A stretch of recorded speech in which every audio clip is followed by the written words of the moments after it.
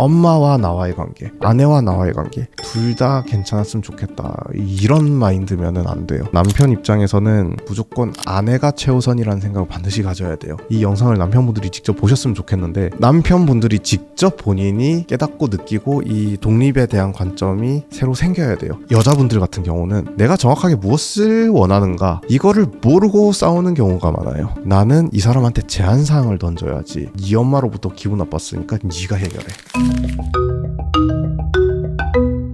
네, 오늘은 고부 갈등이라고 흔히 부르는 시어머니와 며느리 사이에 갈등이 일어났을 때 우리가 어떻게 대처하고 어떤 방법으로 대화를 이어나가면 좋을지 그 해결책에 대해서 좀 얘기를 해보겠습니다. 사실 우리가 생각하는 전통 문화는 시집살이를 시키고 며느리를 뭐 일을 시키고 이런 거를 전통 문화라고 생각하지만, 정서적으로 착취를 하는 게 문화의 본질인 경우는 없어요. 기본적으로 따져봐야 되는 것들이 있는데, 일단 첫 번째로는 우리가 가족 관계에서 건강한 관계에 대한 인식이 너무 부족한 것 같아요. 건강한 가족 관계라고 하면은 기본적으로 나이에 따라서 관계가 바뀌는 거를 의미한다 생각하시면 돼요. 신생아일 때는 엄마는 아이한테 무조건적으로 헌신하고, 그리고 아이는 엄마한테 무조건적으로 의존하고, 그런데 아이가 뛰어다니기 시작한다? 엄마는 아이를 품에서 놓을 줄 알아야 돼요. 나로부터 멀어지는 과정에서 생기는 고통이라던가 서운함을 이겨내야 돼요. 그래야 애가 뛰어다니기 시작하고요. 그 다음에 학교를 들어가기 시작하면은 애가 다른 관계를 맺는 거에 대해서 엄마는 어느 정도 허용을 해주고, 적절한 훈육과 허용 속에서 밸런스 유지가 돼야 되고, 성인이 되면은 이게 이제 남녀 관계, 그리고 얘만의 철학, 얘만의 생활 방식, 이런 것들로 분화가 다 돼야 된단 말이에요. 마찬가지예요. 부모가 자식을 결혼을 시켰으면 결혼하기 전에 자식과 또 다르게 대해야 돼요. 그런데 많은 부모님들이 결혼한 자식을 놓고 이전의 관계로 돌아가고 싶어하는 분들이 너무 많아요. 그러다 보니 며느리한테 간섭을 하게 되고, 며느리한테 자신의 정서적인 외로움이나 쓸쓸함, 이런 것들을 채워주길 기대를 하거나, 아니면은 내 부정적인 감정이 생긴 원흉이라고 뭐 이런 감정들이 생기는 거죠. 그래서 우리가 가족 내에서의 관계 중독에 대해서 좀 경계심을 가질 필요가 있다. 고부 갈등의 경우에는 이 부부가 각각 자신의 부모님으로부터 건강한 독립을 하는 게 이 고부 갈등을 해결하는 핵심이거든요. 지금 당장에 나쁜 말 하는 시어머니한테 가서 어떻게 얘기하세요는 오늘 찾아온 시어머니 입을 막는 용도지, 내일 찾아오는 시어머님의 입을 막지는 못해요.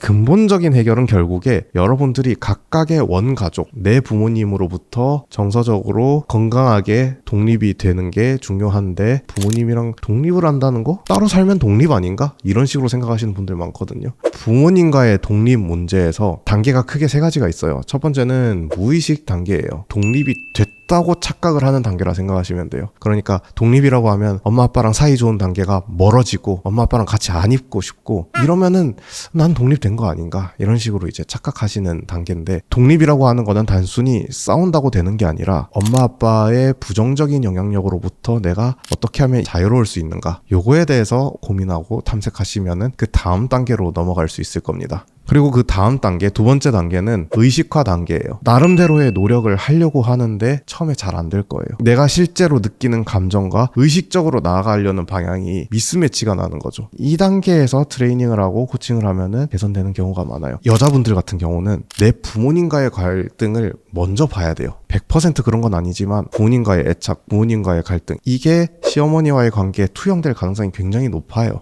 나는 부모님과의 관계가 좋은데요? 라고 그냥 추상적으로 생각하시기보다는, 내가 여전히 엄마 아빠한테 영향력을 크게 받는 게 있나? 엄마 아빠한테 크게 기대하는 게 있나? 이거를 반드시 생각을 해보시고, 여기서 내가 파생돼서 엄마 아빠한테 받았던 상처를 시어머니한테 받을 거라고 내가 지레 겁먹고 있나? 시어머니와의 관계를 관계 자체로 보지 않고 어떤 다른 관계의 연장선으로 보는 거는 아닌가? 요거를 체크해 보실 필요가 첫 번째. 그리고 두 번째 같은 경우는 남자분들, 여자분들 둘 다 해당하는 건데, 내가 누군가의 관계를 맺는다고 하는 거는 감정의 영역이에요, 사실은. 그러니까 내가 관계를 잘 풀어나가고 싶다면 감정을 잘 다룰 줄 알아야 되고, 감정을 건강하게 유도하는 방법을 알아야 돼요. 감정 인지력이라 그래요. 이 감정 인지력을 상승시키면 이게 대인 관계력으로 나중에 치환이 되거든요. 우리 뇌에는 내가 느끼는 부분과 이거를 언어화로 바꿔 바꿔서 표현하는 부분이 분명히 달라요. 이건 다른 능력이에요. 그러니까 감정 노트를 딱 펴놓고 첫 번째 상황에 대해서 묘사를 해요. 그 다음에 그 상황에 대한 생각을 써요. 내가 그 생각을 하면서 어떤 감정이 묻어나는지를 써요. 예를 들어볼게요. 시어머님이 예측 못하게 우리 집에 갑자기 들어오셨고 부엌이 이게 뭐니 미리미리 치워놔야지 라고 말씀을 하셨다고 적어요. 그러면 생각이 들겠죠. 무슨 권리로 간섭하시지? 왜 말을 저렇게 하시지? 왜 무례하게 미리 말씀을 안 하시고 찾아오시지? 이런 생각들이 있겠죠. 그 생각이 들 때 나의 감정을 적는 거예요. 화가 난다, 당황스럽다, 수치스럽다. 그러면 그 감정에 대해서 내가 원하는 욕구를 마지막에 적는 거예요. 내가 정확하게 무엇을 원하는가 이거를 모르고 싸우는 경우가 많아요. 내가 원하는 바를 뾰족하게 먼저 우선순위를 세워놓고 그 다음에 남편이랑 상의를 하는 거예요. 남편한테 가서